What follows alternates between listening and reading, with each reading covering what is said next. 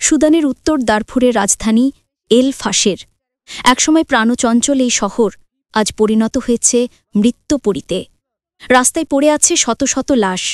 দাফনের কেউ নেই, কান্নার কেউ নেই, শুধু মৃত্যুর গন্ধ আর ধোঁয়ায় ভরে আছে চারদিক।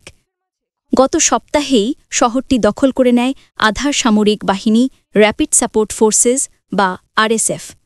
তাদের হামলায় প্রাণ হারায় অন্তত ১,৫০০ মানুষ। শুধু একটি হাসপাতালেই প্রায় নিহত ৪৬০ জন। জাতিসংঘ বলছে শহরটিতে আটকে পড়া সাধারণ মানুষ এখন মারাত্মক বিপদের মধ্যে।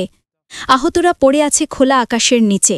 চিকিৎসা নেই, খাবার নেই, পানি নেই। হায়াত নামের এক নারী জানালেন, ৭ জন আরএসএফ সদস্য তাদের বাড়িতে ঢুকে লুটপাট চালায়, আর তার চোখের সামনেই গুলি করে মেরে ফেলে তার ১৬ বছরের ছেলেকে। তিনি কাঁদতে কাঁদতে বলেন, আমরা রাস্তায় অসংখ্য লাশ দেখেছি, কেউ উদ্ধার করতে আসেনি। আরেকজন বেঁচে ফেরা মানুষ হোসেন বললেন, এল ফাশের এখন এক ভয়ঙ্কর নরক। মৃতদেহগুলো রাস্তায় পড়ে আছে, তাদের কবর দেওয়ার মতো কেউ নেই।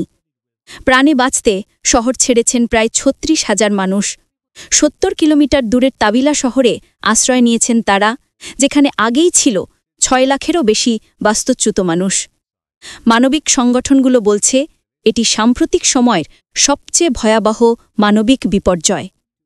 জাতিসংঘ জানিয়েছে দারফুরে ত্রাণ কার্যক্রমের জন্য অনুমোদন দেওয়া হয়েছে $২০ মিলিয়ন সহায়তা তহবিল। কিন্তু তবুও দারফুরের মানুষ এখনও বেঁচে থাকার লড়াই করছে খাদ্য, পানি আর আশ্রয়ের জন্য। সুদান আজ কাঁদছে। রাস্তায় পড়ে থাকা লাশগুলোর মতোই নীরব হয়ে গেছে মানবতা।